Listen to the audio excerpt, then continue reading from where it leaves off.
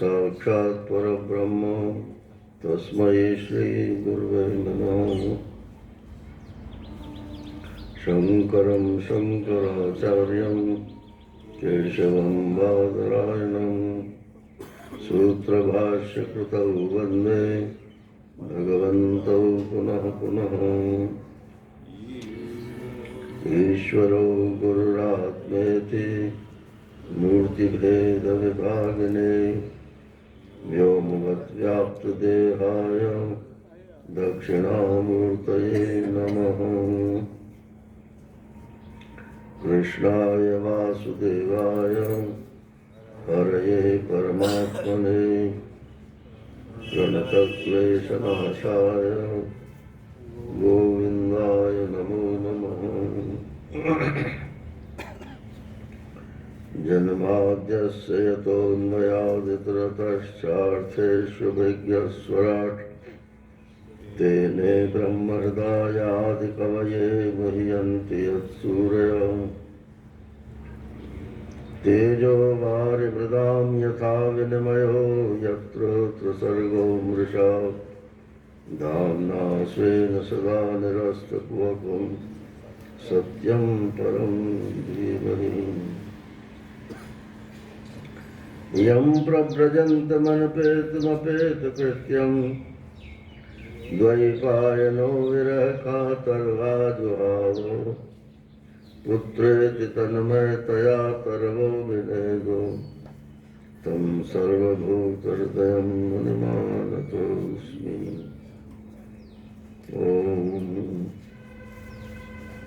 नारायण नारायण नारायण नारायण।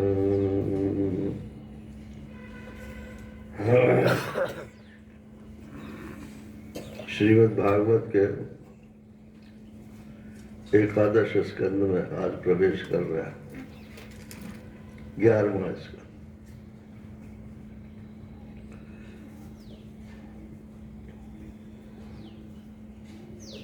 तो 10 वेदांत में जैसे तत्वमसी है कि वो परमात्मा ब्रह्म तुम हो, ऐसे ही एक वाक्य और है दशमस्तवमसि। 10 आदमी तीर्थ यात्रा के लिए निकले, नदी तैर करके पार करी। जब दूसरी तरफ पहुंचे तो बोले भाई गिन लो कहीं कोई बह न गया हो। अब उसने गिनना शुरू किया किसी ने, तो 9 तो गिन लिए, अपने को भूल गया। अरे बोले वो 10वां कहाँ गया। दूसरे ने कहा कि तेरे से गिनती नहीं आती, मैं गिनता हूं। वही गलती उसने करी, वो भी अपने को भूल गया। अब सब मिलकर के रोने लगे नारायण। उधर से एक महात्मा आ निकले, उन्होंने कहा कैसे रो रहे हो भाई। बोले हमारा 10वां बह गया। 9 तो हम हैं, 10वां जो हम तो 10 निकले थे। महात्मा ने मनी मन गिनती करी तो बोले कि हम तो 10 के 10 मौजूद हैं। तो बोले अच्छा मेरे सामने गिनो। तो जो उनमें सबसे चतुर माना जाता था उसने गिने, अब 9 पे आके अटक गया। तो एक चपत मारा महात्मा ने, बोले 10वां तू। जिसको तू कह रहा है कि मैं भूल गया, वो तो तू खुद ही है ना।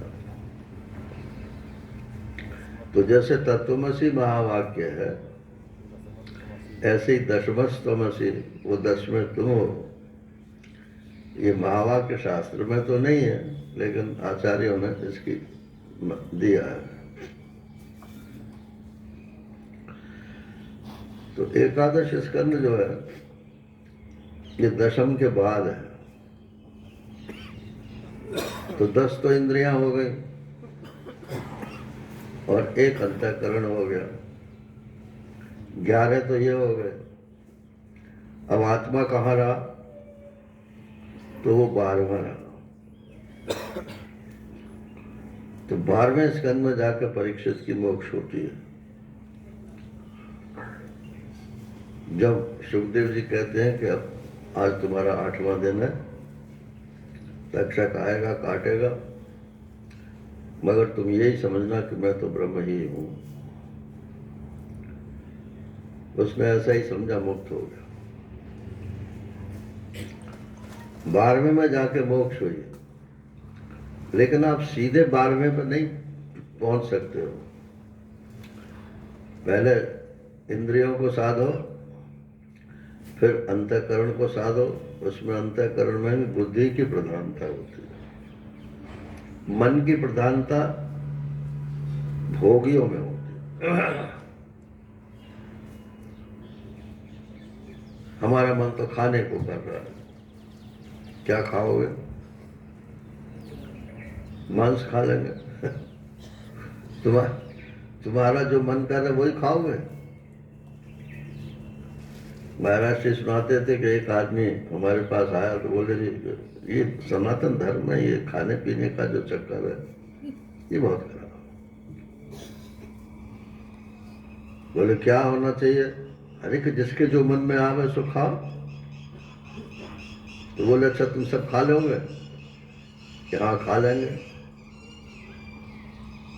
तो देखो ये कुत्ते की टट्टी पड़ी है, खाओ उसको।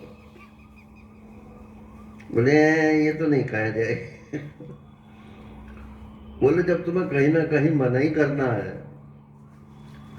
तो फिर जो शास्त्र कह रहा है, बड़े बूढ़े कह रहे हैं, परंपरा कह रही है, उसी को क्यों नहीं मान लेते हो? ये मनमानी चलानी जो है ये कोई साधन की बात नहीं है।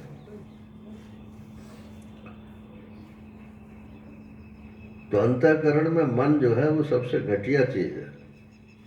ये तो इंद्रियों के साथ ही मिला रहता है। और बुद्धि जो है वो सबसे बढ़िया चीज है, क्योंकि वही निर्णय करती है कि क्या उचित है और क्या अनुचित है। और ये जो अहंकार है, मैं,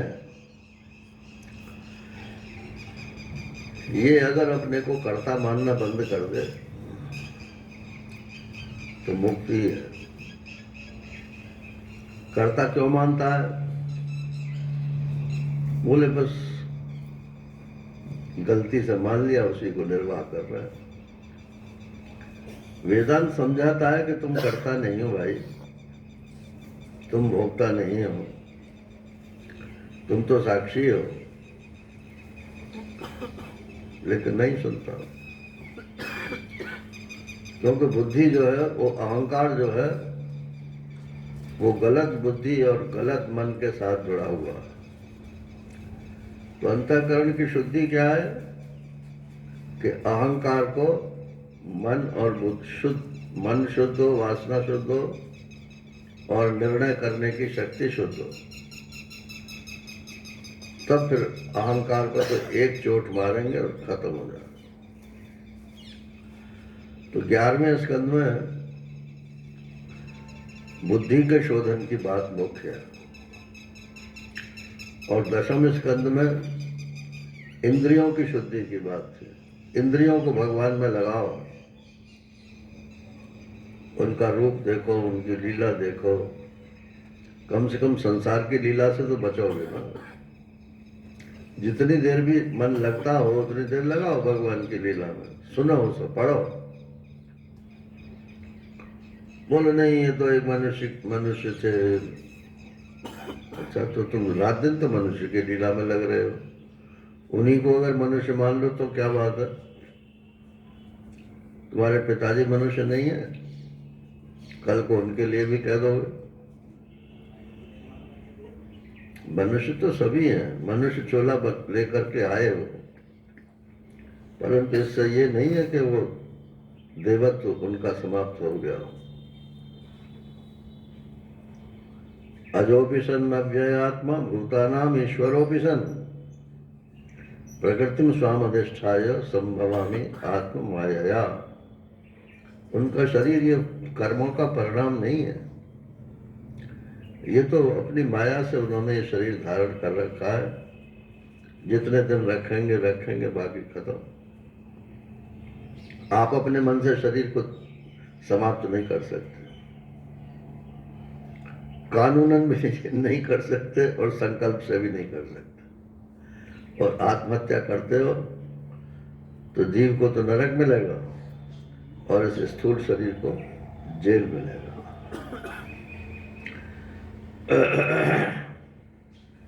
इसकी आत्महत्या के लिए भी राष्ट्रपति से परमिशन लेनी पड़ती है।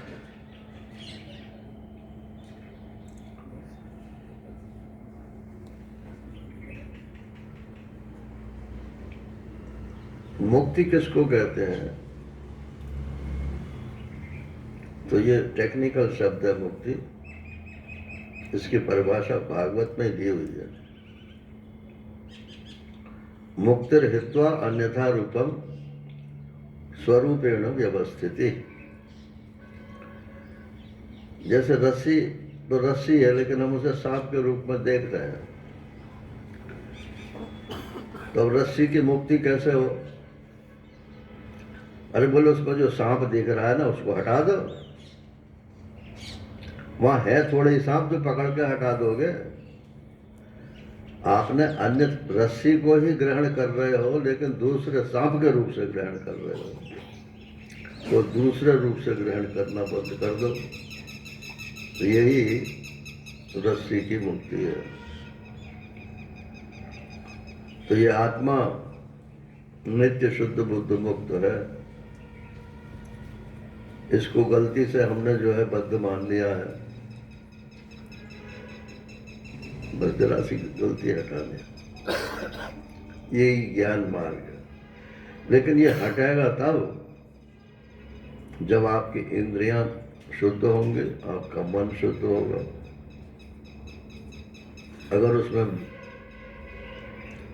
विषयों की वासना भरी हुई है तो आपकी समझ में आने वाली बात नहीं है। आपसे मतलब चाहे आप हो चाहे मैं हूं, कोई भी।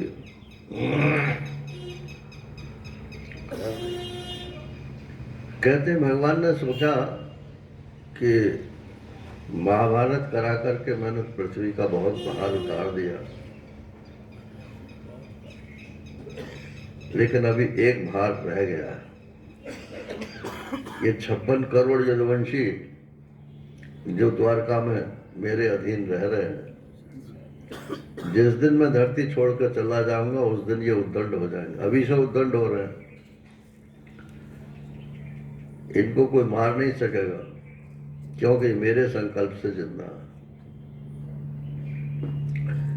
इसलिए जैसे वो महाभारत युद्ध में कौरव और पांडवों में भेद बुद्धि उत्पन्न करके उनको खत्म किया, ऐसे यदुवंशियों में भी भेद बुद्धि उत्पन्न करके इनको खत्म करूं, ऐसा भगवान ने संकल्प किया। अब भगवान तो संकल्प जहां करते हैं उसे पूरा होने लगता है। भगवान के दर्शन के लिए ऋषि लोग आते रहते थे, तो विश्वामित्र, असित, कण्व, दुर्वासा, भृगु, अंगिरा, कश्यप, वामदेव, अत्रि, वशिष्ठ, नारद, 11 नाम तो गिना दिए। बाकी और भी बहुत सारे ऋषि मुनि आए थे, और बार बार नारद जी तो बार बार ही आते थे, क्योंकि उनको शाप लगा हुआ था कि तुम एक जगह नहीं बैठ सकते।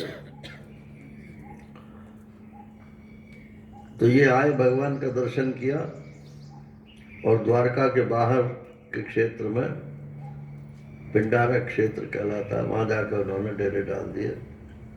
बोले ठीक है, यहाँ कुछ दिन रहेंगे, द्वारका पास में भगवान के बार बार दर्शन करते रहे। क्योंकि दर्शन में क्या रखा है? आप मंदिर में दर्शन करने जाते हो, क्यों जाते हो? क्षमा करना, अब तो मैं आश्रम से बाहर नहीं निकलता, शरीर अलाव नहीं करता, लेकिन जब जाता था तो बिहारी जी रोजाना ही जाता था। तो वहां मैं देखता कि लोग खड़े हुए हैं और बिहारी जी की तरफ देखा, आंख खोल के, फिर आंख बंद करी, हाथ कान पे रखे, हाथ जोड़े, फिर कान पर रखे, फिर हाथ जोड़े। यही नाटक होता रहता। माने सब अपराधी बन करके ही वहां पहुंचते थे और सबकी कामना थी कि हमारी ये कामना पूरी हो जाए, हमारी ये कामना पूरी हो जाए। और ये मैं आपको बता देता हूं कि वो ऐसे ठाकुर हैं कि जो कामना वहां करता है वो पूरी हो भी जाती है, इसलिए उनका उसमें दोष नहीं है। लेकिन कामनाओं के वशीभूत होकर के भगवान के दर्शन करने जाते हैं। लेकिन ऋषि मुनियों को तो कोई कामना नहीं थी, वो तो भगवान इतने सुंदर थे, इतने कमनीय थे कि उनको देख करके ही वो तृप्ति हो जाती थी।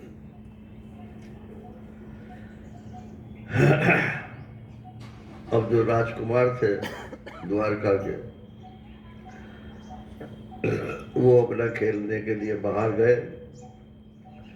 जाम्बवंती का जो लड़का था सांब, यद्यपि उसकी भी शादी वादी सब हो चुकी थी,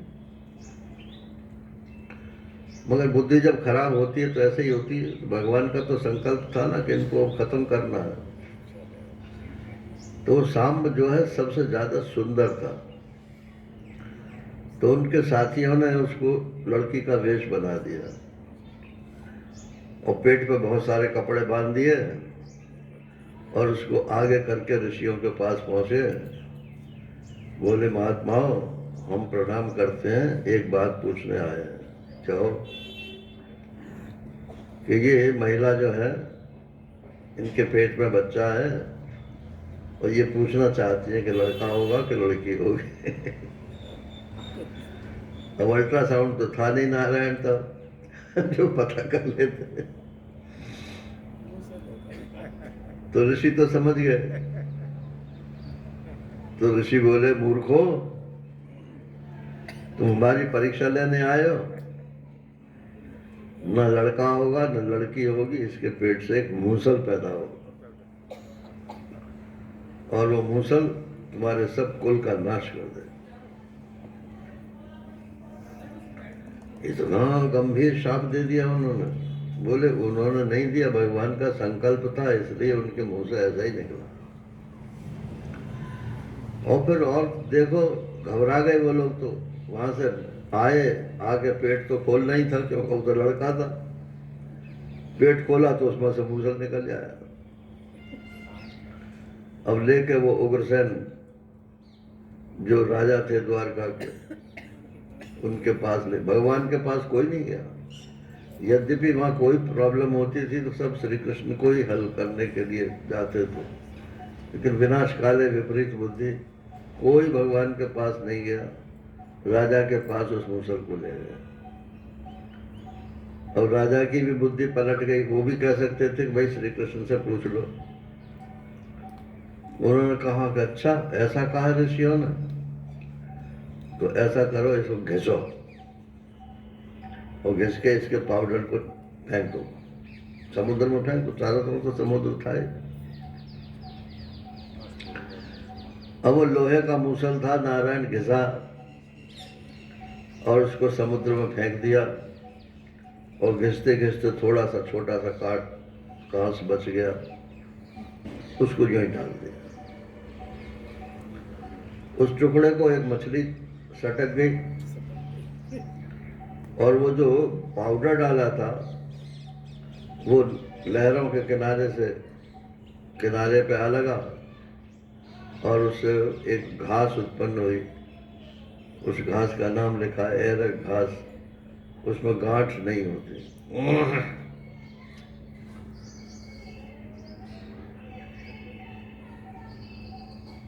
बात आई गई हो गई। अब सब डर तो रहे थे कि आगे कहीं कुछ हो ना जाए, आगे कहीं कुछ हो ना जाए। और उद्धव जी ने देखा कि ये सब द्वारकावासी कर क्या रहे हैं।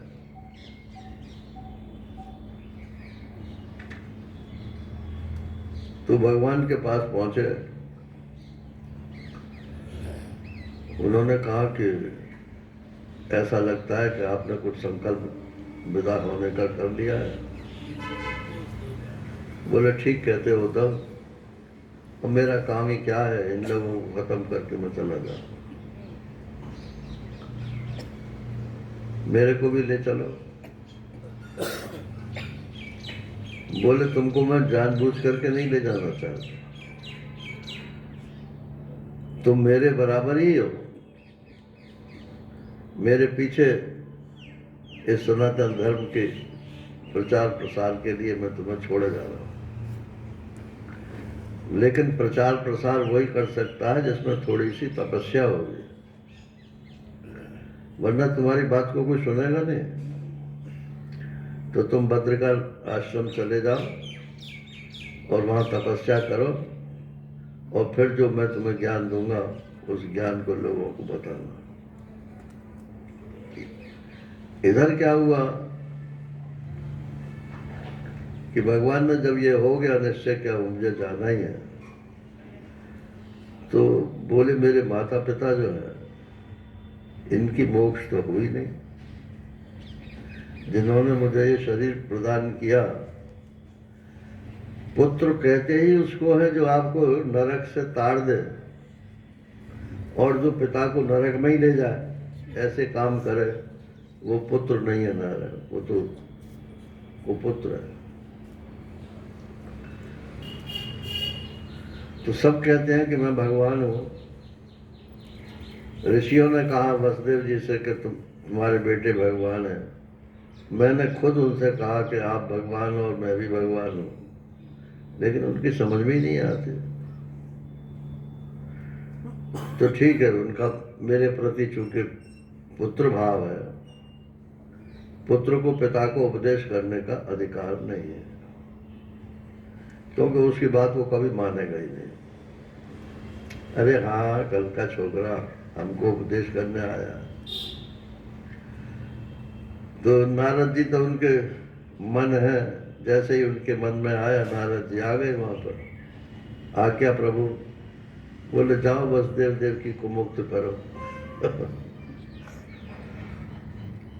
तो वसुदेव देव जी के पास नारद जी पहुंचते हैं।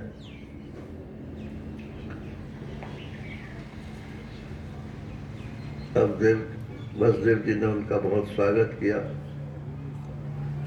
और स्वागत करके उनसे प्रश्न किया। क्या प्रश्न किया?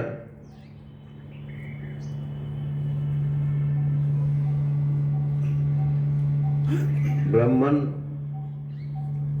अहम किल पुरानंतम प्रजार्थे भूय मुक्तिदम अपूज्यम न मोक्षाय मोहितो देव माया। मैंने पहले जन्मों में बहुत तपस्या करी थी, ये मुझे याद है। लेकिन जब भगवान प्रकट हुए तो उनसे क्या मांग लिया कि आप मेरे बेटे बन जाओ। मैं उनसे मोक्ष मांग सकता था, लेकिन मैंने मांगा नहीं। तो मेरी गलती तो थी, लेकिन शायद भगवान भी नहीं चाहते थे। अब मैं आपसे यही पूछता हूं, मुच्येम ही अजंसैव अद्धा तथा न शादी सुब्रतो। अब आप मुझको वो साधन बताओ जिससे मैं मुक्त हो जाऊं। पहला ऋषियों ने समझाया, नहीं माने। भगवान ने समझाया, नहीं माने। अब खुद ही उसी प्रश्न को कर रहे हैं कि मैं मुक्त कैसे हो जाऊं। जब अपनी जिज्ञासा होती है नारायण, तभी ज्ञान प्राप्त होता है।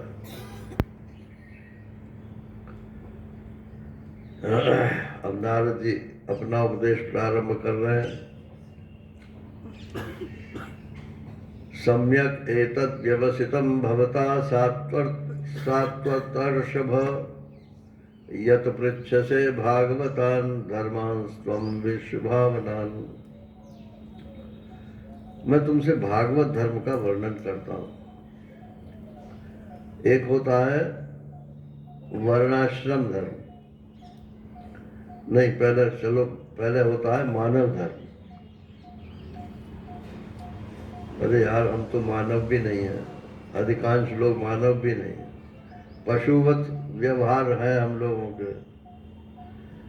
तो पशुवत व्यवहार न हो, कम से कम मनुष्य जैसा व्यवहार तो हो। मानव धर्म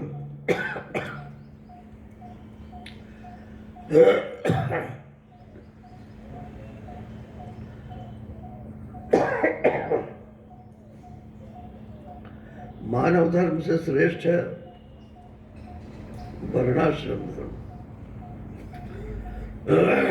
आप जिस वर्ण के हो, इधर इसको कम कर दो, थोड़ा ज्यादा है, वॉल्यूम इसका थोड़ा कम कर दो। तो क्या कह रहा था? हाँ,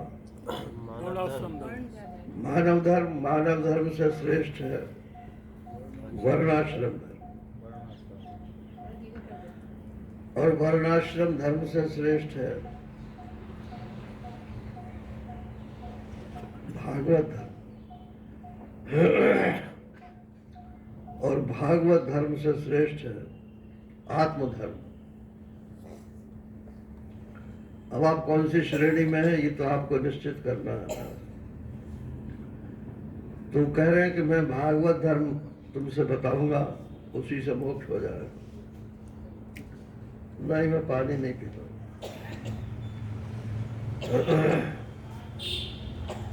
तो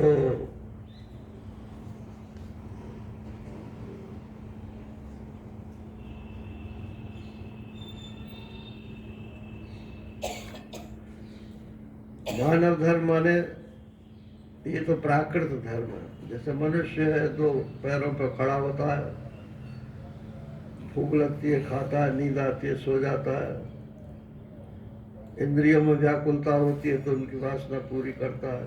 यही मानव धर्म है, और क्या बोलता है? मनुष्योचित कर्म करना।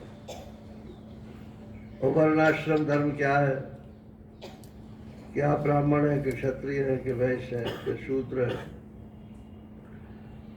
क्या ब्रह्मचारी है कि गृहस्थ है कि वानप्रस्थ है कि सन्यासी है? यह आश्रम है।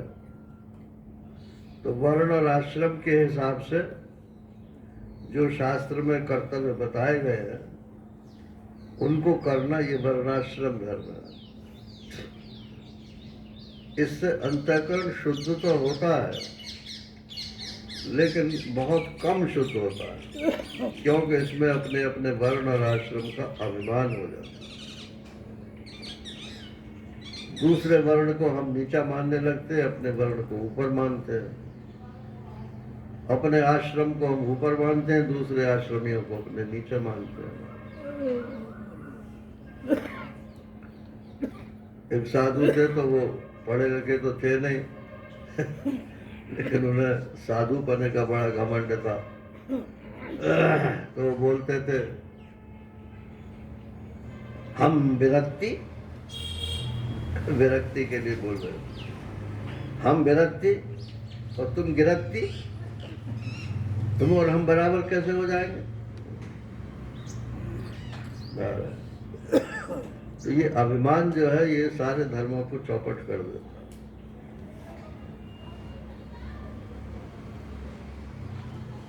फिर भी वर्णाश्रम धर्म मानव धर्म से ऊपर है।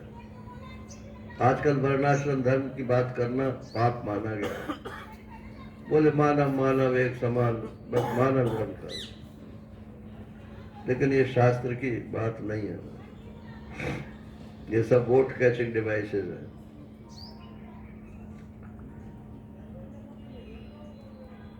अच्छा, और इससे ऊपर है भागवत धर्म।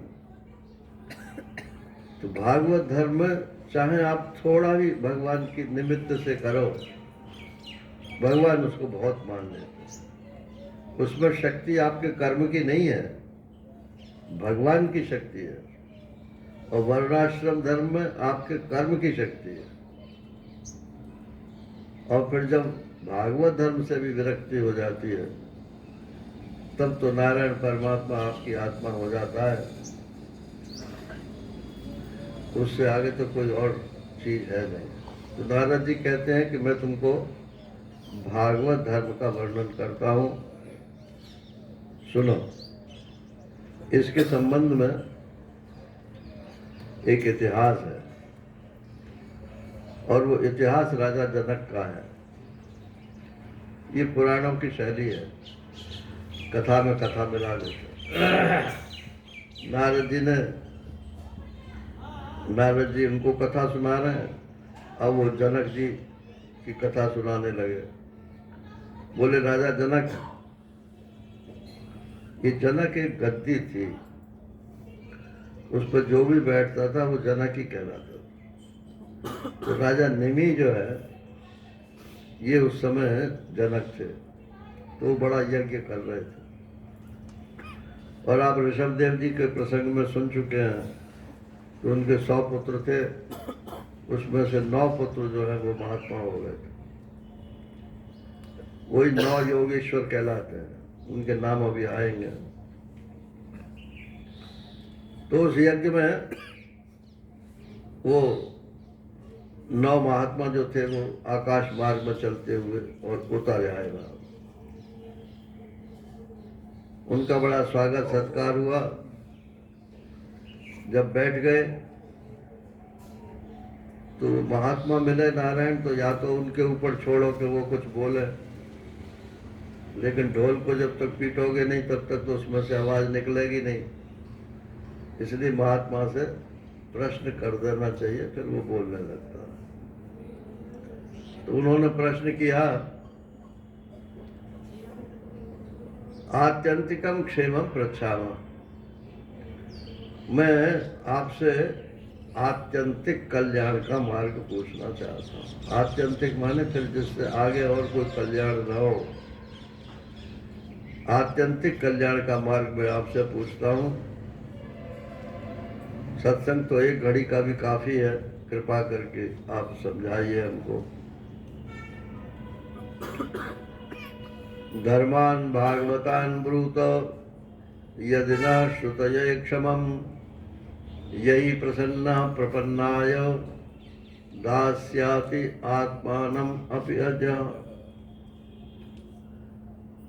मुझे ये बताया गया है कि भागवत धर्म से मोक्ष हो जाती है, तो कृपया आप भागवत धर्म के बारे में मेरे को बताएं, जिससे भगवान प्रसन्न हो जाते हैं और मोक्ष प्रदान करते हैं। अब उन 9 में से जो कवि थे, कवि बने, पोएट नहीं, कवि नाम के जो महात्मा थे। कवि शब्द जो है ये वैदिक है। कबीर मनीषी परिभू स्वयंभू, तो परमात्मा का नाम कवि है। कवि ही क्रांतिदर्शी, ये भाष्यकार ने परिभाषा की कि जो भूत भविष्य वर्तमान तीनों कालों को जानता हो उसको कवि कहते हैं।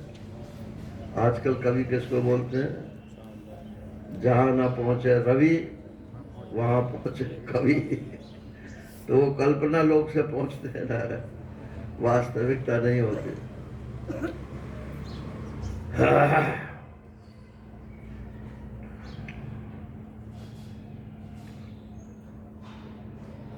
मन्ये अकुतस्य द्वयम् अच्युतस्य पादाम्बुजोपासनमात्र नित्यम् उद्विग्न बुद्धे असदात्म भावात् विश्वात्मना यत्र निवर्तते भी।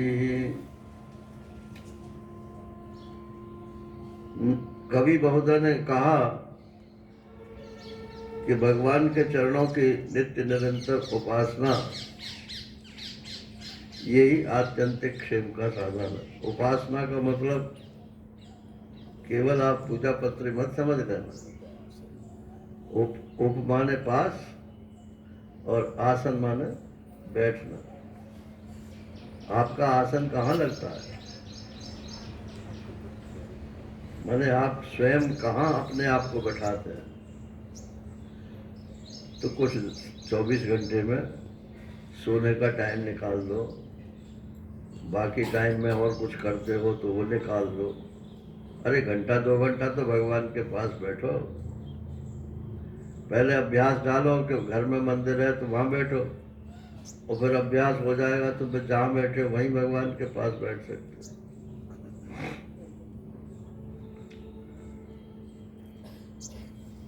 तो मेरा तो ऐसा निश्चित मत है राजन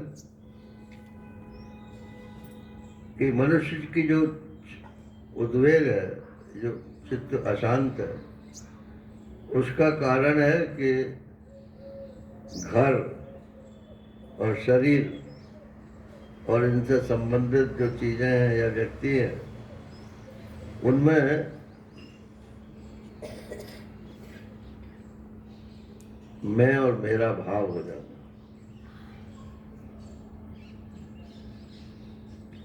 बोले आप अपना परिचय दीजिए।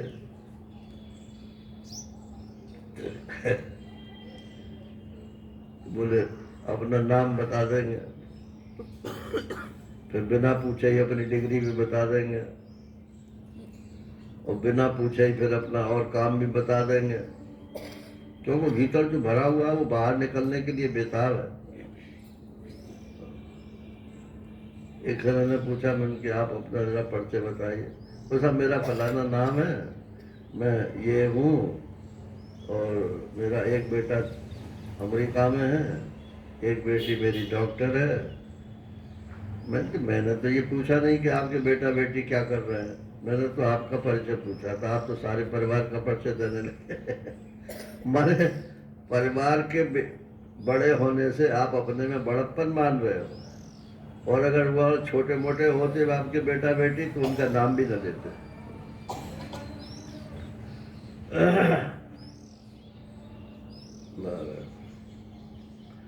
तो ये कोई सुंदर है तो उसे सौंदर्य का अभिमान है,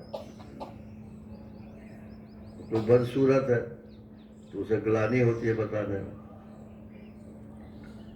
में। तो देह गे आदि तुच्छ असत पदार्थों में मैं मेरा भाव हो जाने के कारण लोगों को अशांति हो रही है और डर लग रहा है कि कहीं इसमें कोई फर्क न पड़ जाए। ये वही भगवता प्रोक्ता उपाया ह्यात्मलब्धये अंजः पुंसाम अविदुषाम विद्धि भागवता नितान या नास्थाय नरो राजन न प्रमाद्येत करेचित धावन निमील्यमाने त्रेन स्खलेत न पते देह।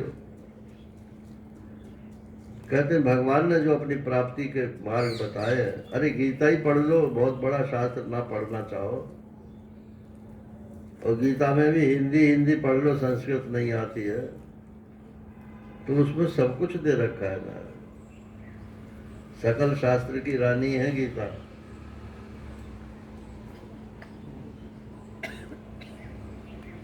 हमारे एक भाई जर्मनी जा रहे थे, मेरे से बोले कि भैया वो जरा हमें कोई किताब दे दो। क्यों? अरे कि वहाँ वो गीता नहीं, वो गीता के बारे में पूछेंगे तो जरा मैं पहले पढ़ लूँ क्या होती है गीता। कैसे भारतवासी है, छोटे मोटे शास्त्र भी हम नहीं पढ़ते, सुनने की तो बात ही दूसरी रही। तो भगवान ने सब बता दिए शास्त्रों में, वही भागवत धर्म कहलाता है। अगर वो समझ में आ गया तो फिर आंख मूंद करके आप दौड़े चले जाओ और आप अपनी मंजिल पर पहुंच जाओगे। कायेन वाचा मनसेन्द्रियैर्वा बुद्ध्यात्मना वानुसृत स्वभावात् करोति यत् यत् सकलं परस्मै नारायणायेति समर्पयेत्। बस इतना ही भागवत धर्म है।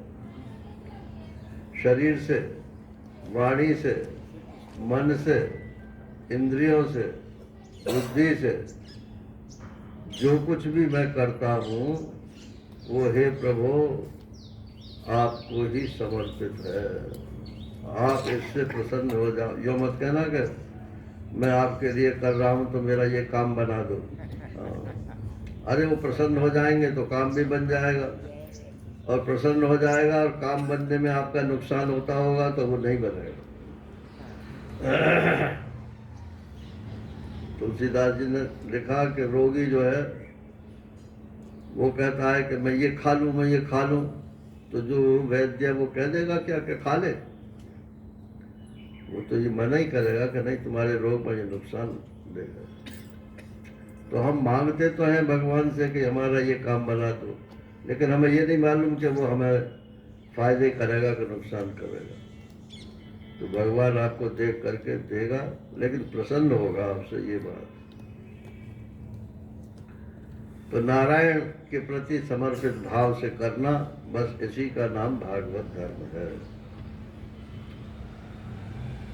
अब अथ भागवतम ब्रूतम यद धर्मो यादृशी नृणाम यथा चरत यद ब्रूते यैर्लिंगैर् भगवत प्रिय। अब राजा निमि फिर पूछते हैं कि भगवत भक्त का लक्षण बताइए, भगवान का भक्त का क्या लक्षण है, कैसे पहचाने कि भगवान का भक्त है। तो कवि महोदय तो इतना सुना के बंद हो गए। अब दूसरे ऋषि जो है वो बोलते हैं, उनका नाम है हरि। हरि किसको बोलते हैं? अरे किसका मोबाइल बोल रहा है भैया? मोबाइल नहीं है, खांसी आ रही है।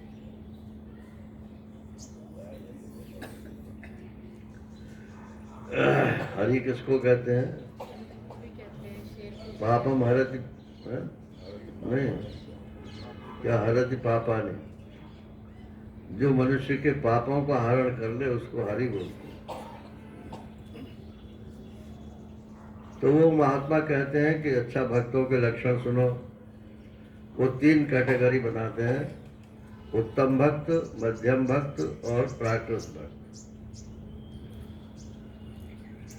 सर्वभूतेषु यह पश्येत् भगवत भाव मात्मना भूतानि भगवती आत्मनि एष भागवतोत्तमः।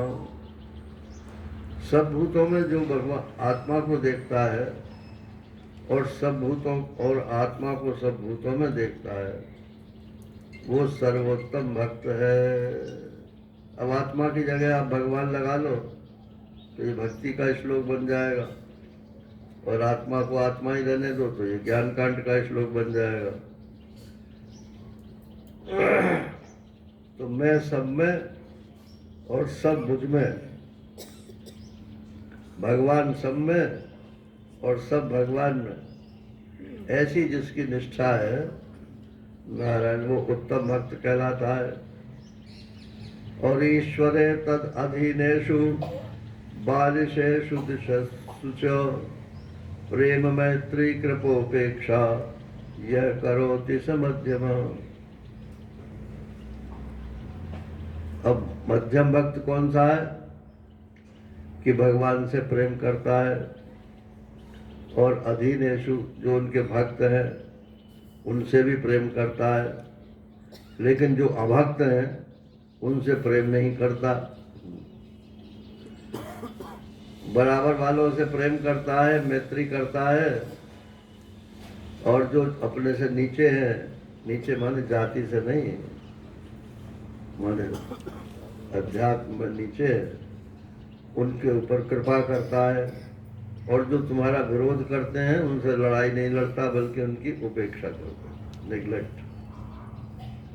ठीक है, तुम जैसा चाहो वैसा। वो मध्यम भक्त माने उसकी दृष्टि में भेद है, और उत्तम भक्त की दृष्टि में अभेद है, बस ये अंतर है। अब 3rd डिग्री का कौन सा है? कि आचार्य व्यवहारये पूजाम यह श्रद्धये हते न तद भक्तेषु चान्येषु स भक्तः प्राकृतः स्मृतः। भगवान के मंदिर में और मूर्ति में तो बहुत लोट बिलैयां लेता है नारायण, लेकिन आदमियों से घृणा करता है, तो वो मेरा प्राकृत भक्त है। प्राकृत भक्त का मतलब मैं उसे भक्त नहीं मानता हूँ। कहीं तो होगी उसकी गिनती कि चलो वो प्राकृत भक्त है, माने प्रकृति के ही क्षेत्र में है, अभी उठा ही नहीं है।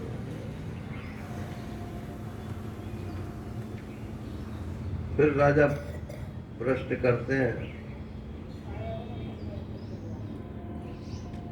परस्य विष्णोरीशस्य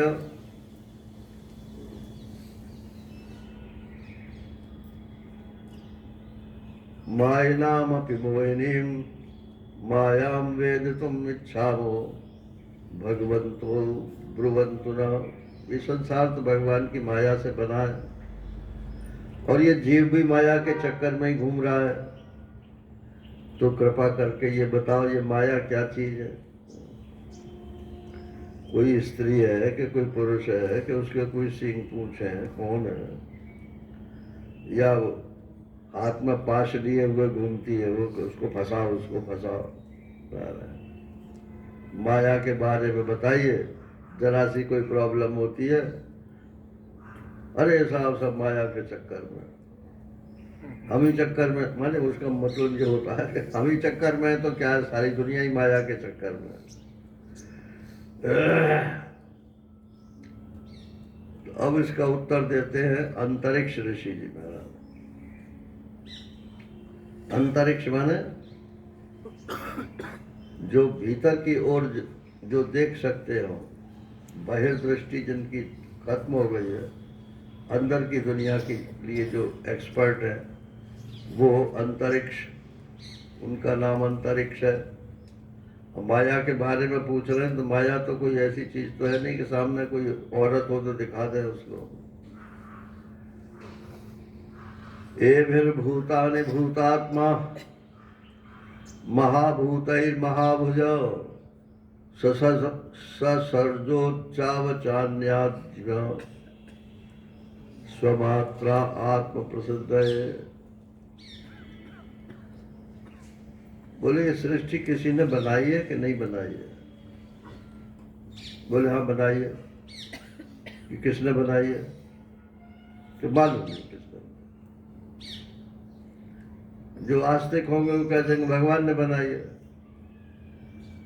तो भगवान की कौन सी शक्ति है जिससे सृष्टि बना देते हैं?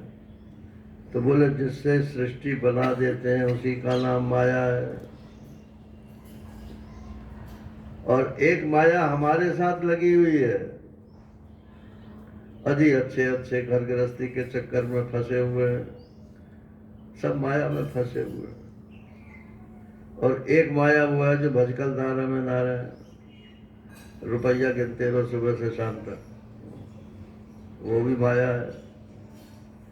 एक माया वो है जो अपना नाम संसार में छपाने के लिए और चैनल्स चलाते हैं।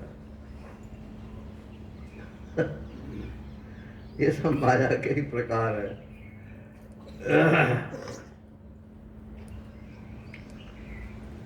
तो इनसे छुट्टी कैसे मिलती है? तो बोले ये जिस अपने में जो माया मालूम पड़ती है वो तो शास्त्र प्रमाण से छुट्टी हो जाएगी, और संसार में जो माया मालूम पड़ती है वो तब छूटेगी जब माया का आधार अधिष्ठान जो ईश्वर है उसके साथ आपकी एकता होगी।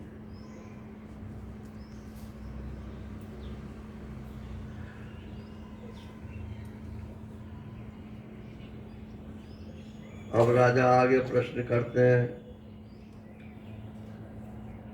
भगवान आपने तो माया बता दी, लेकिन जिनकी समझ मोटी है वो इस माया से कैसे पार हो? अब ये प्राय ऐसे ही प्रश्न बोलते हैं, अरे साहब आप तो एमए की बात करते हो, हम तो हाई स्कूल की बात। तो एक सज्जन थे तो सत्संग में बार बार यही बात बोलते थे। तो मन के 10 साल तो मेरे को हो गए तो मैं सुनते सुनते, अभी 10 साल से हाई स्कूल में ही फेल हो रहे हो। हम तो हाई स्कूल के विद्यार्थी हैं। अरे 10 साल में भी अगर तुमने हाई स्कूल पास नहीं किया तो फिर कब करोगे? पहली दफा बोल रहे हो कि हम हाई स्कूल के विद्यार्थी हैं तो चलो माफी है भाई, ठीक है, हो गए, अब इम्तहान दो, पास हो जाओ। तो लोग ऐसे ही बस टरकाते रहते हैं मामले को। तो कहते हैं मोटी समझ वाले कैसे पार होंगे? अब इतने सारे नारायण साधन बता दिए मोटी समझ वालों के लिए, इनमें से कोई भी ना करेगा एक भी। और एक ही साधन है कि या तो किसी महात्मा के चरण पकड़ लो और या तो भगवान के चरण पकड़ लो, बस। और माया से पार होने का कोई दूसरा साधन नहीं। दैवी हेषा गुणमयी मम माया दुरत्यया मामेव ये प्रपद्यन्ते माया मेताम तरन्ति ते। गीता में भगवान कहते हैं कि ये मेरी माया जो है ये दैवी है, माने ये मेरे अधीन है, मेरी देवता की माया है। मैं जब चाहूं उसे विड्रॉ कर लूं, जब चाहूं उसे आगे फैला दूं। और ये गुणमयी है। और इस काम में बहुत गुण है, इस काम में बहुत अवगुण है, इस चीज में बहुत गुण है, इस चीज में अवगुण है। नारायण, आदमी में गुण अवगुण, चीज में गुण अवगुण, परिस्थिति में गुण अवगुण। तो ये जो गुण अवगुण मालूम पड़ते हैं यही माया है। अब किसी को अच्छे कपड़े पहने देख लिया, बोले हमारे पास भी ऐसा होना चाहिए, बस लग गई माया से। अरे अगर मान लो दूसरे कोई अच्छे कपड़े पहन रहा है तो ठीक है, देख करके संतुष्ट हो कि भाई भगवान ने दिया इसको, अच्छी बात, हमारे पास भी ऐसे ही होना चाहिए। अब तुम लाख उल्टा पलटी करोगे तब जाकर वो चीज आपको हाथ में लगेगी। दैवी हेषा गुणमयी, ये गुण बुद्धि जब इसमें हो जाती है तभी बांधती है, नहीं तो नहीं बांधती है। मम माया दुरत्यया, मेरी माया पार होने में कठिन तो है, लेकिन मामेव ये प्रपद्यन्ते, जो मेरी प्रपद माने पैर, पंजा, पंजे को प्रपद बोलते हैं, जो मेरा ही पंजा पकड़ लेता है, माने मेरी ही चरण शरण में आ जाता है, माया में ताम तरन्ति ते, वो माया से तर जाता है। इसलिए जो कुछ नहीं कर साधन भजन कर सकते हैं उनके लिए एक ही है, या तो किसी महात्मा के शरण में चले जाओ और या तो भगवान के शरण में चले जाओ।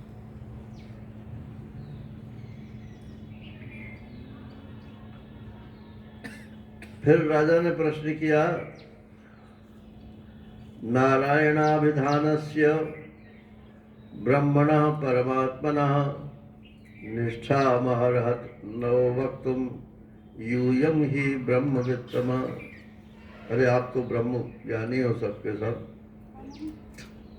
इस नारायण शब्द का अर्थ आप हमको बताओ। सब नारायण नारायण नारायण बोलते हैं। तो अब पिप्पलाइन वाच, अब पिप्पलाइन ऋषि बोलते हैं। पिप्पलाइन माने पीपल है, अयन जिसका, पिप्पल माने पीपल, पीपल वृक्ष जिसका है घर, पीपल को बोलते हैं वासुदेव वृक्ष। क्या है? ऊर्ध्वमूलम अधशाखम अश्वत्थम प्राहुरव्ययम छंदांसि यस्य पर्णानि यस्तम वेद सवेद। ये वृक्ष क्या है? ये पीपल का पेड़ है, इसी में भगवान रहते हैं। तो स्थिति उद्भव प्रलय हेतु अहेतु रस्य यत् स्वप्न जागर सुषुप्तिषु सद्बहिश्च देहेन्द्रिय सुहृदयान चरन्ति येन संजीवितान तदवेह परम नरेंद्र। अब ये उत्तर ऐसा है, पूरा मांडुक्य उपनिषद इसमें डाल दो तो अभी थोड़ा है। कहते हैं स्थिति संसार इस समय स्थित है। उद्भव, जब ये संसार पैदा नहीं हुआ था तो ठीक उस समय पैदा होते समय जो था, और जब प्रलय होगी तब इसका प्रलय भी होगा। तो स्थिति, उद्भव और प्रलय, इसका जो कारण है उसका नाम नारायण है। और अहेतु, अहेतु रस्य, लेकिन नारायण का कोई कारण नहीं है। नारायण सारे प्रपंच के कारण है, लेकिन नारायण का कोई कारण नहीं है। एक ये तो ब्रह्म सूत्र हो गया, जन्माद्यस्य यथा। और यत स्वप्न जागर सुषुप्तिषु सद्वहिष्य, और जो स्वप्न जागृत अवस्था और सुषुप्ति में रहता है और उसके बाहर भी है, ये पूरा मांडूक्योपनिषद है। जागृत अवस्था में परमात्मा है कि नहीं, और जब जागृत समाप्त हो जाएगी और स्वप्न आएगा तब परमात्मा रहेगा कि नहीं, रहेगा। जब सपना खत्म हो जाएगा, गहरी नींद आएगी, तब परमात्मा रहेगा कि नहीं, कि रहेगा। और इनके बीच में जो खाली जगह है उसमें परमात्मा है कि नहीं, कि उसमें भी है। ये तीनों जब नहीं रहते तब भी परमात्मा है कि नहीं, कि वो भी है। नारायण, यही तो सारा मांडूक्योपनिषद है, और क्या है। और देहेन्द्रिय सुहृदयान चरन्ति येनो, और एक शरीर में देह और इंद्रियां, ये किसकी अध्यक्षता में कार्य कर रही हैं। ये शरीर तो हड्डी मांस चाम का पुतला है, और क्या जड़ है, न ये अपने को जाने न दूसरे को जाने। इधर को हाथ करना है कि इधर को हाथ करना, बोले ये हाथ के ऊपर निर्भर नहीं करना। ये तो जो यहाँ से ऑर्डर मिलेगा कि लेफ्ट को हाथ करो, तब लेफ्ट को हाथ जाएगा। तो चेतन के अधीन होकर के सारे काम करते हैं। देह और इंद्रिय और हृदय और संजीवितानि, और इनको जो संजीवनी में देता है कार्य करने के लिए। अरे मुर्दा कुछ कर सकता है क्या? तो मुर्दे में तो वो प्राण निकल गया, तो प्राणात्मा के रूप से ही परमात्मा रहता है इसमें, उसी को जीव बोलते हैं। प्राणात्मा का नाम जीव है, जीव कोई इससे अलग वस्तु नहीं है। और बोले भगवान फिर आत्मा क्या है? कि वो जीव में जो चैतन्य है वो परमात्मा है। ऐसा मत समझना नारायण कि ये ऊपर इसके पीछे में है, ऊपर इसके पीछे में है, ऊपर इसके पीछे में है ना, और खोपड़ी को हाथ चढ़ाते रहो इसके ऊपर, कहीं नहीं पहुंचने वाले।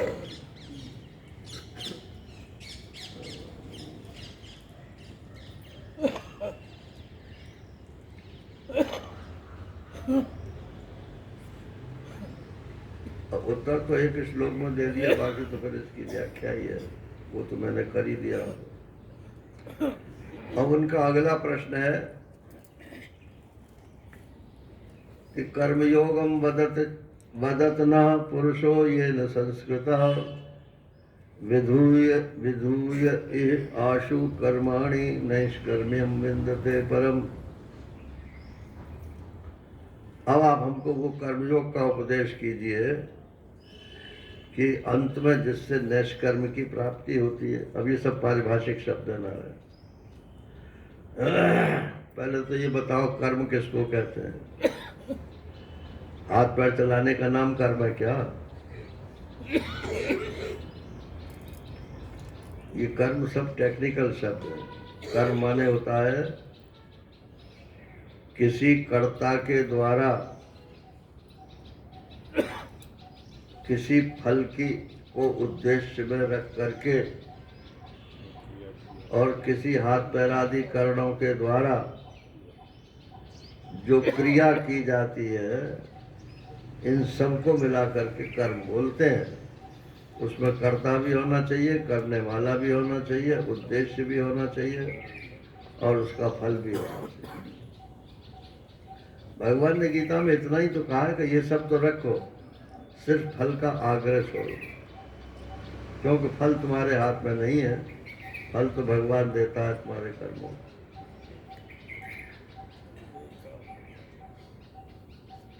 तो नैष्कर्म क्या है? नैष्कर्म माने आत्मा को नैष्कर्म बोलते हैं, जिसमें न कर्ता है, न करण है, न कर्म है, न कर्म फल है। असक्त बुद्धि सर्वत्र जितात्मा विगत स्प्रिया नैष्कर्म सिद्धिम परमाम संन्यासेनाधिगच्छति। ये गीता ही का श्लोक है। बोले असक्त बुद्धि सर्वत्र, जब बुद्धि कहीं चिपकती नहीं है, और जितात्मा, और शरीर के ऊपर जिसका पूरा कंट्रोल है, और दृढ़ निश्चया, बुद्धि जिसकी डामाडोल नहीं है, कहीं चिपकता नहीं है, शरीर सब कंट्रोल में है और निश्चय दृढ़ है, तब यदि वो सब कर्मों का संन्यास कर दे, तब जो स्थिति आत्मा की होती है, तब उसको नैष्कर्म बोलते हैं। ये सब पारिभाषिक शब्द है।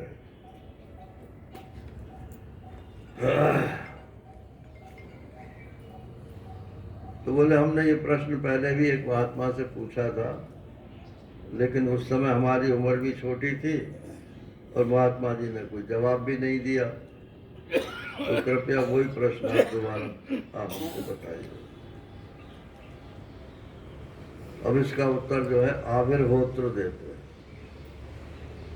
आविर्होत्र माने जो याज्ञिक है, यज्ञ माने कर्म होता है।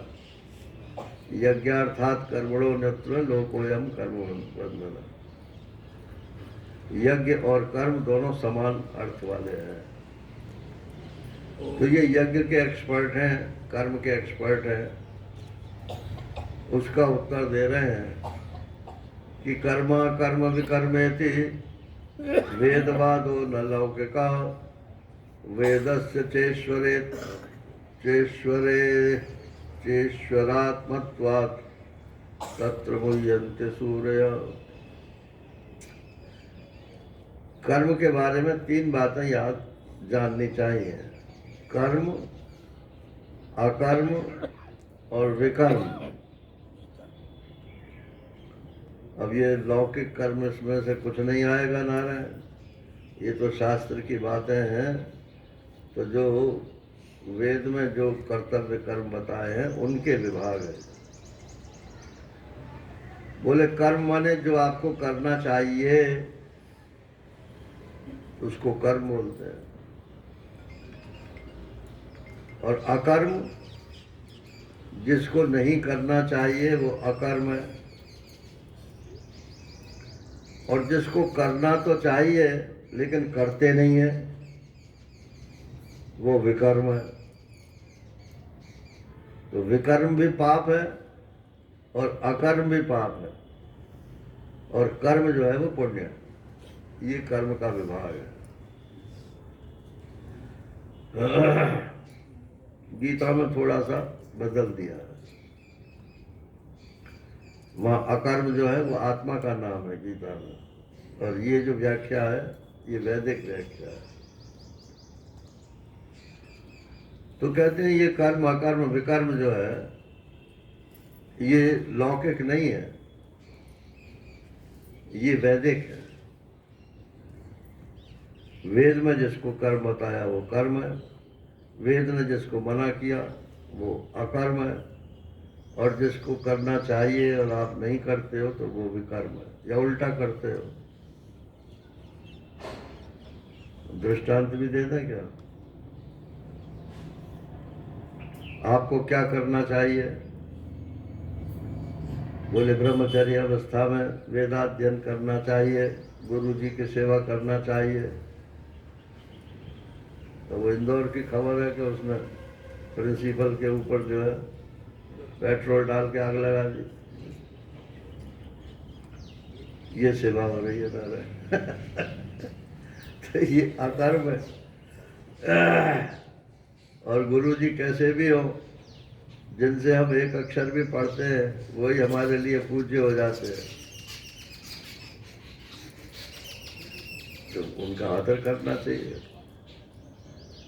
नहीं करते तो ये विकर्म है, और पेट्रोल डाल के आग लगाते हैं तो ये अकर्म है।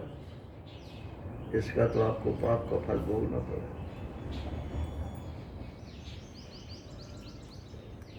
तो ये लौकिक नहीं है, ये वैदिक है। वेद से च ईश्वरात्मत्वात्, और चूंकि वेद में जो कुछ भी है वो ईश्वर का वचन है, इसलिए तत्र मुह्यन्ते सूर्या। बड़े बड़े विद्वान भी इनकी व्याख्या करने में परेशान हो जाते हैं, मोहित हो जाते हैं।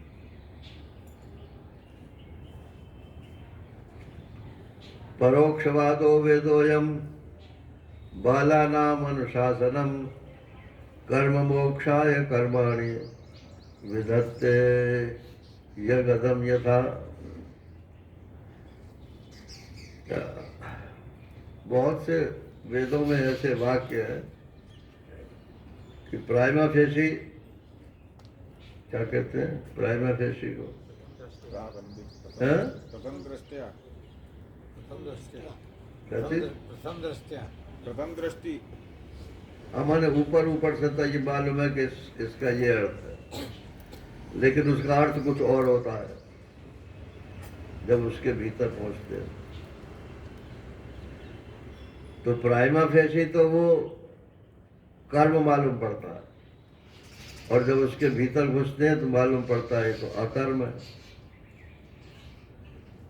तो परोक्षवादो वेदोयम बालानाम अनुशासनम। तो वेद में काफी वाक्य ऐसे हैं जो परोक्षवाद है, माने ऊपर ऊपर से कुछ मालूम पड़ता है लेकिन उनका वास्तविक अर्थ कुछ और है।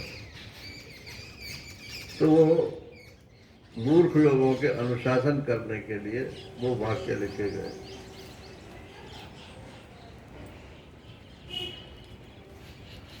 कर्म मोक्षाय कर्माणि विधत्ते ही अगदम यथा। अब कर्म करने से क्या कर्म से मुक्ति मिल जाएगी? लिखा तो वेद में यही है। जो कर्म के पक्षपाती लोग होते हैं ना, वो कहते लिखा है था, गीता में भी लिखा है कि कर्म करते हुए ही तुम मोक्ष को प्राप्त हो जाओगे। तो कह रहे ये वेदवाद, ये परोक्षवाद है। ऊपर से तो मालूम पड़ता है कि हाँ मोक्ष हो जाएगी कर्म करने से, लेकिन भीतर उसका मतलब ये नहीं है। जो कर्म छोड़ नहीं सकते उनके लिए ऐसा बोल देते हैं कि चलो तुम कर्म ही करते रहो, मोक्ष हो जाएगी। नहीं तो रहते ज्ञानान न मुक्ति। सिद्धांत तो यही है कि बिना तत्व ज्ञान के मोक्ष नहीं होता। आप अपने को जानते ही नहीं हो तो मोक्ष किसका होगा?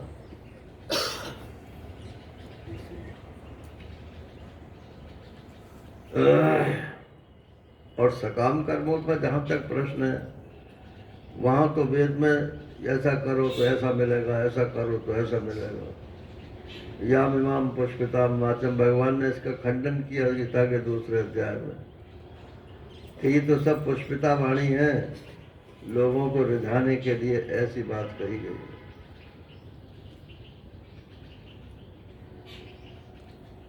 रोचनार्थो फलश्रुति, लोगों की रुचि उत्पन्न करने के लिए ऐसी फलश्रुतियां बताई गई हैं।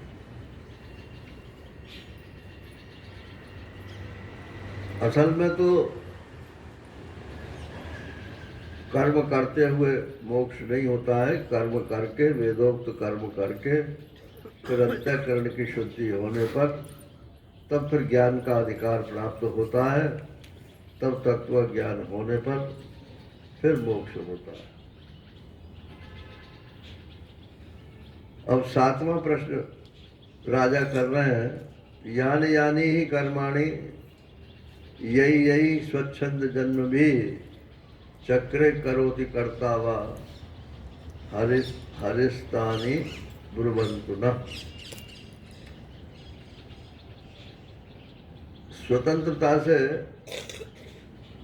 अपने भक्तों की भक्ति के वश में होकर भगवान ने जो अनेक प्रकार की लीलाएं की हैं अवतारों में, उनके बारे में आप हमको सुनाइए। तो यहाँ फिर उन्होंने सारे अवतार जिनका वर्णन पूरी भागवत में अब तक हो चुका है, फिर एक एक लाइन में वो सब बता दिया। 8वां प्रश्न करते हैं, भगवंतम हरिम प्रायो न भजन्ति आत्मवित्तमा तेषाम अशांत कामानाम का निष्ठा विदितात्मनाम। कहते हैं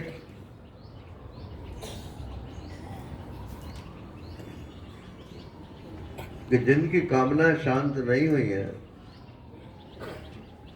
लालसाएं जिनकी लौकिक और पारलौकिक मिटी नहीं है, और मन और इंद्रियां भी वश में नहीं है, भगवान का भजन भी ठीक से नहीं होता, ऐसे लोगों की क्या गति होगी।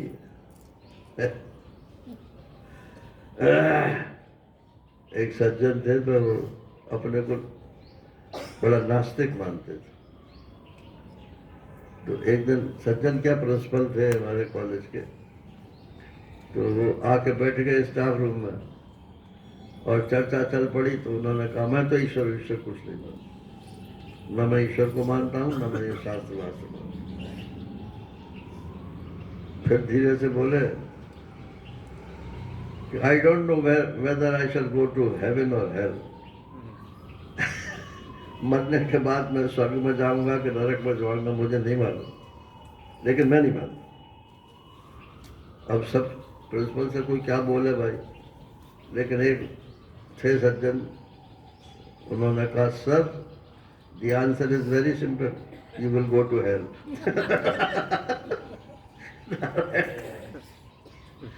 वहां से उठ के बोले ऑल राइट, उठ के चले गए। अभिप्राय कहने का ये है कि कोई तो तुम्हारे पास क्वालिफिकेशन नहीं है, न तुम भजन कर पाते हो, न समझ तुम्हारी अच्छी है, न महात्माओं का सत्संग है, न ईश्वर में विश्वास है, कुछ तो तुम्हारे पास है नहीं। और फिर कहते हो कि उनका क्या होगा। अरे होगा क्या, नरक में जाओगे और क्या होगा, बार बार जो है पुनर्जन्म पढ़ोगे और क्या होगा। लेकिन अब ऐसा भी शास्त्र नहीं कह सकते, मतलब संभाल के बोलते हैं। तो बोले भाई शास्त्र में जिन लोगों जैसे अजामिल आदि के प्रसंग हैं उनको पढ़ो तो तुम्हें मालूम होगा कि शायद हमारी भी मुक्ति हो जाएगी। अब उससे ज्यादा कोई पाप का कर्म तो नहीं करेगा। तो जब वो भी मुक्त हो गया भगवान का नाम लेने से, अपीछे सुदुराचारो भजते माम अनन्य भाग। गीता में भगवान ने कहा कितना भी दुराचारी क्यों ना हो, बस मेरा भजन करना शुरू कर दे तो मैं अपनी लिस्ट में उसका नाम भगत जी में लिख दूंगा।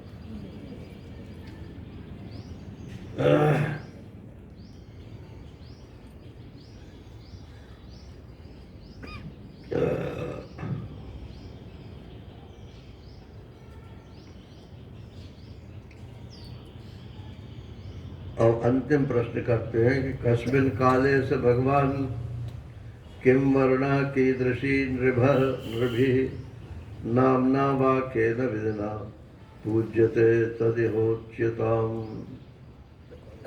आप लोग ये बताइए कि भगवान किस समय और किस रंग का और किस आकार का को स्वीकार करते हैं और मनुष्य किन नामों और विधियों से उनकी उपासना करते हैं।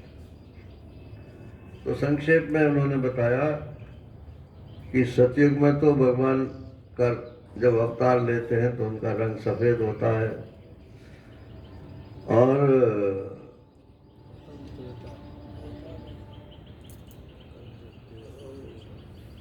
सतयुग के बाद क्या आया, त्रेता। सतयुग त्रेता, तो त्रेता में उनका रंग थोड़ा थोड़ा सफेदी से कम हो जाता है। द्वापर में भगवान का रंग लाल हो जाता है, और नहीं सांवला हो जाता है, और कलयुग में बिल्कुल काला हो जाता है। नारायण, ये सब ऐसे ही है। भगवान काले हैं तो क्या हुआ, दिल वाले हैं ना। भगवान तो भगवान ही रहते हैं, ऊपर से रंग उनका कुछ भी हो, क्या फर्क पड़ता।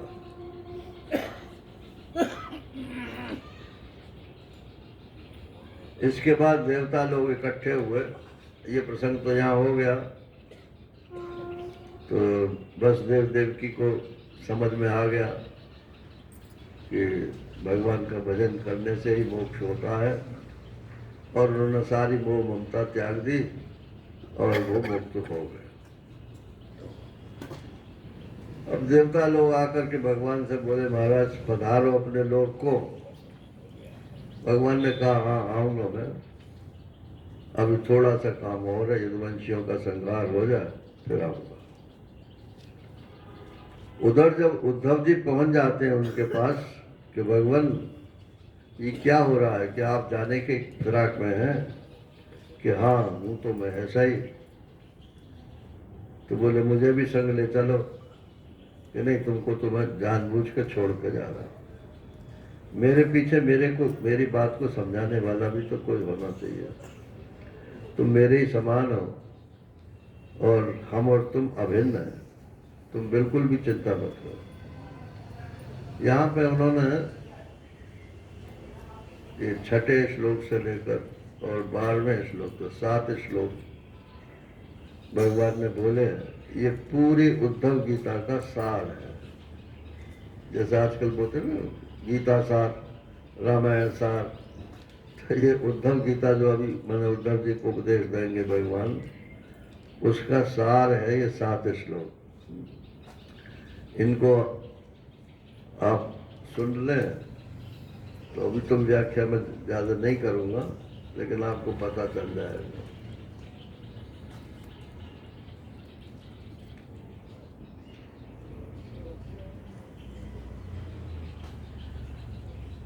बोले उद्धव जी, जिस दिन मैं धरती छोड़ दूंगा उसी दिन कलयुग आ जाएगा, और ये जहाँ तुम बैठे हो ना, ये द्वारका जो है समुद्र में डूब जाएगी। ये तो मेरे संकल्प से यहाँ रुकी हुई है। अब तुम यहाँ पर मत रहना, यदुवंशी तो सब मर ही जाएंगे, द्वारका भी नष्ट हो जाएगी, और तुम बद्रीनाथ जा करके वहाँ तपस्या करना। बोले उसके लिए उपदेश देते हैं, त्वं तु सर्वं परित्यज्य स्नेहं स्वजन बंधुषु मय्यावेश्य मनः सम्यक समदृग्विचरस्व गाम। उद्धव जी, तुम सबका परित्याग कर देना। सर्वधर्मान परित्यज्य, वो परित्यज्य, और ये त्वं तु सर्वं परित्यज्य, एक ही बात है। सब कुछ छोड़ दो। अरे महाराज, पेट कैसे भरेगा? ठंड लगेगी तो फिर बीमार पड़ जाएंगे।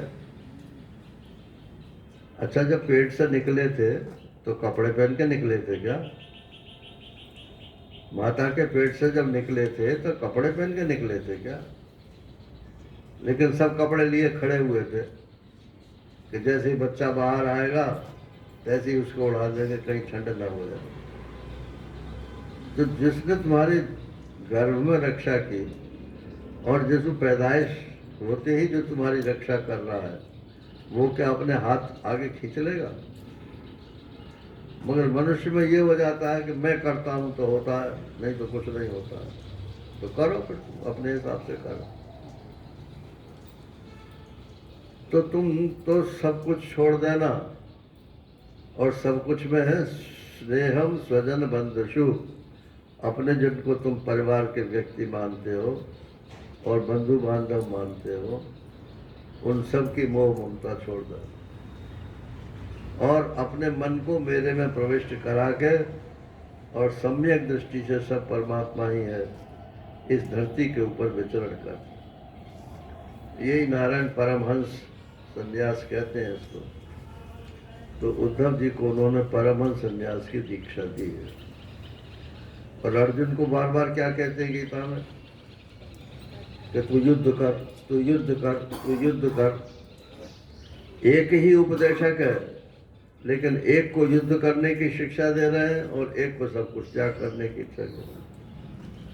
तो उपदेशक और उपदेश से मतलब नहीं है, अधिकार से मतलब होता है। जिसकी शक्ति त्याग करने की नहीं है उसको त्याग का उपदेश नहीं देना चाहिए, और जो त्याग करना चाहता है और शक्ति भी है उसको कर्मकांड का के चक्कर में नहीं लगाना चाहिए।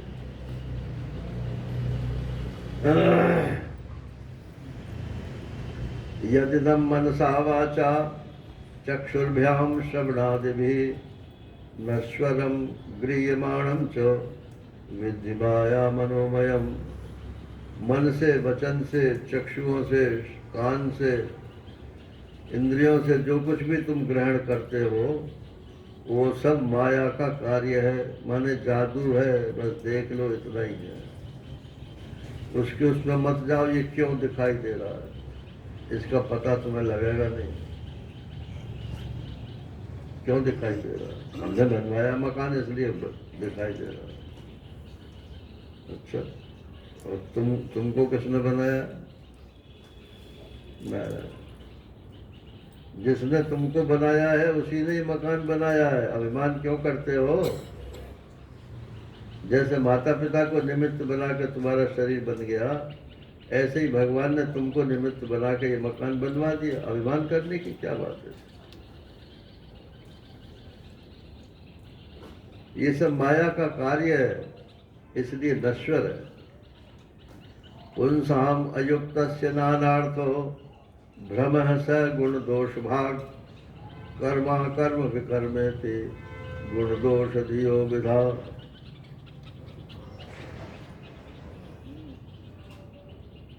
कहते हैं कि जिस पुरुष का मन अशांत है, अयुक्त है, उसी को पागल की तरह से चारों तरफ वस्तुएं मालूम पड़ती हैं। वास्तव में तो ये चित्त का भ्रम है। नानात्व का भ्रम हो जाने पर ही ये गुण है और ये दोष है, इस प्रकार की कल्पना होती है। क्या है दुआ? जड़ चेतन गुण दोष में विश्व कीन करताव, और हंस गुण कहीं पर परिहरि बार विकार। जैसे हंस दूध पी लेता है, पानी पानी छोड़ देता है, ऐसे ही संसार में गुण और दोष दोनों हैं। आप दोष को गाली मत दो, गुण की प्रशंसा मत करो। गुण चाहिए आपको, गुण ले लो, दोष को छोड़ो। संत हंस गुण गायी पर परिहरि बार विकार।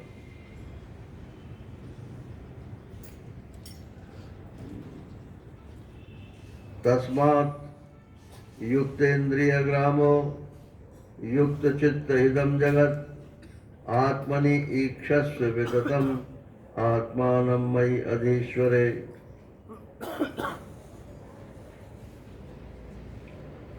इसलिए पहले तो इंद्रियों को अपने वश में करो, फिर चित्त को अपने वश में करो, और इस जगत को अपनी आत्मा में ही देखो,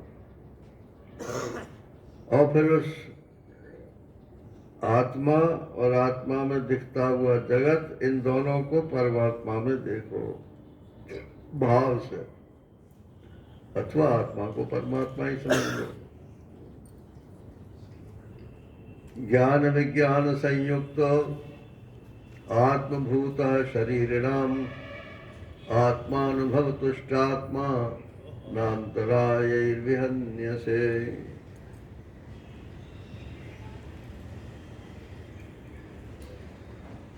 जब वेदों के मुख्य तात्पर्य ज्ञान और विज्ञान माने अनुभव भली बात संपन्न हो जाए, तब आत्मा के आनंद अनुभव से ही आनंद में मग्न रहो। दीप बुद्ध्यो भयातीतो निषेधान्न निवर्तते गुण बुद्ध्या च विहितम न करोति यथार्वका। फिर महाराज कर्म करें कि न करें? बोले कर्म जो होता हो सो होने दो, नया कर्म तत्व ज्ञानी के लिए नहीं है। इसको पूर्व की अनुवृत्ति मानते हैं। बाध्यतानुवृत्ति नहीं बोल रहा मैं, पूर्वानुवृत्ति है। जैसा जिसका अभ्यास है पहले से पढ़ा हुआ, नारायण। अब पहले गणित पढ़ाते थे, अब वेदांत पढ़ाते हैं, बस इतना ही तो फर्क है। स्वभाव तो वही है ना पढ़ाने का। तो अपने स्वभाव में बरतने से पाप पुण्य नहीं होता है ना। तो दोष बुद्धि से का निषेध कर दो और गुण बुद्धि से किसी कर्म को करो मत। सर्वभूत सुहृद शांतो ज्ञान विज्ञान निश्चय पश्यन् मदात्मकं विश्वम न विपद्येत वै पुनः। सब भूतों सुहृद शांत ज्ञान विज्ञान निश्चय, इनके द्वारा सब संपूर्ण सृष्टि को मेरे में देख बता रहा है। फिर कोई तुमको प्रॉब्लम नहीं होगी। ऐसा ये 7 श्लोकों में उद्धव जी को उन्होंने सार उपदेश दिया है। इसी को आगे बार बार वो प्रश्नोत्तर करेंगे और इसी की व्याख्या होगी। पूरा 11 स्कंद इन्हीं 7 श्लोकों की व्याख्या में है।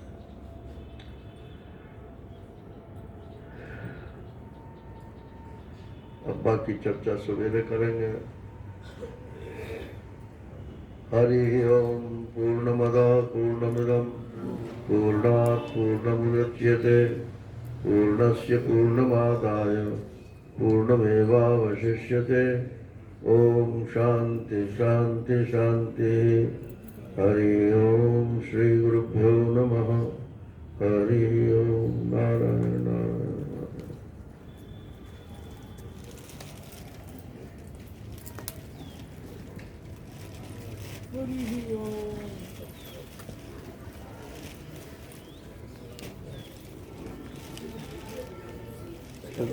뭐야?